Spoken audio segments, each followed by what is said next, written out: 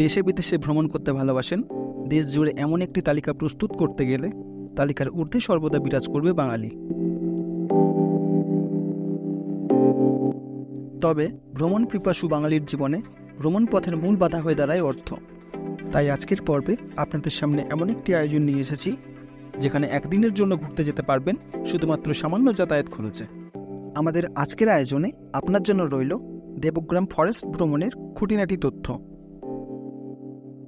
আপনারা যারা ট্রেন পথে দেবগ্রাম ফরেস্ট আসতে চাইছেন তারা সর্বপ্রথম রানাঘাট স্টেশনে নেমে সুরেন্দ্র সিনেমা হলের সামনে থেকে অটো রিজার্ভ করে নিতে পারেন, অথবা জনপ্রতি 20 টাকা ভাড়া দিয়ে পৌঁছে যাবেন ঘোলা বিল্ডামোড় মোড়ে এবং সেখান থেকে 10 মিনিট পায়ে হেঁটে ফরেস্টে পৌঁছে যেতে পারেন, অথবা অটোওয়ালার সঙ্গে কথা বলে আরও 10 টাকা অতিরিক্ত দিয়ে ফরেস্টে পৌঁছে যেতে পারেন।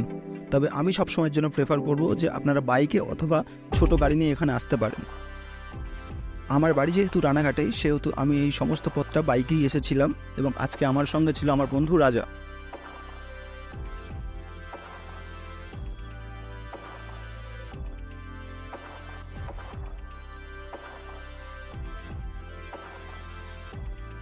এই ফরেস্ট পরিচর্যার জন্য সরকারিভাবে তেমন একটা পদক্ষেপ নেওয়া হয়নি, তাই এখানে প্রবেশ করার জন্য কোনো রকম প্রবেশ মূল্য লাগছে না।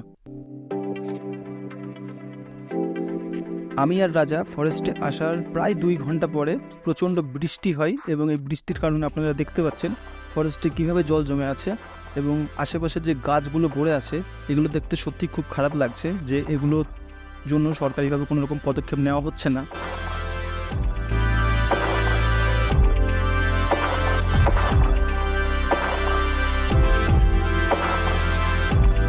খাবার বিষয়ে একটা কথা বলে রাখি যে এখানে আশেপাশে তেমন খাবারের দোকান কিছু নেই, তো আপনারা যখন বাড়ি থেকে আসবেন অবশ্যই খাবার ক্যারি করে আসবেন এবং এখানে আপনি চাইলেও কোনো ভাতের হোটেল বা কোনো ফাস্ট ফুডের দোকান পাবেন না।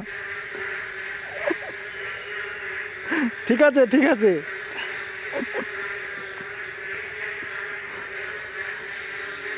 এবার কি গাছে ওঠার পরিকল্পনা নাকি? এখানে আপনারা বন্ধুবান্ধব মিলে একবেলা এসে আড্ডা মেরে যেতে পারেন, অথবা এখানে আপনারা পিকনিক করার জন্য আসতে পারেন, বা আপনারা কেউ যদি ভেবে থাকেন যে এখানে আপনারা ক্যাম্পিং করবেন অবশ্যই এখানে ক্যাম্পিং করতে পারবেন। এটাকে পিকনিক স্পট হিসেবেও দেখা হয়েছে এবং সবচেয়ে সুন্দর যে বিষয়টা সেটা হলো যে এখানকার প্রকৃতির সৌন্দর্য আপনাকে একদম মাতিয়ে তুলবে। চারিদিকে গাছ আর গাছ, কিছুটা গেলেই সামনে আপনি একটা লেক দেখতে পাবেন যেখানে জল আছে এবং চারিদিকে গাছপালা, পরিবেশটা খুবই সুন্দর। আপনি চাইলে এখানে কিছুক্ষণের জন্য বসে একটা সুন্দর মুহূর্ত কাটিয়ে যেতে পারেন।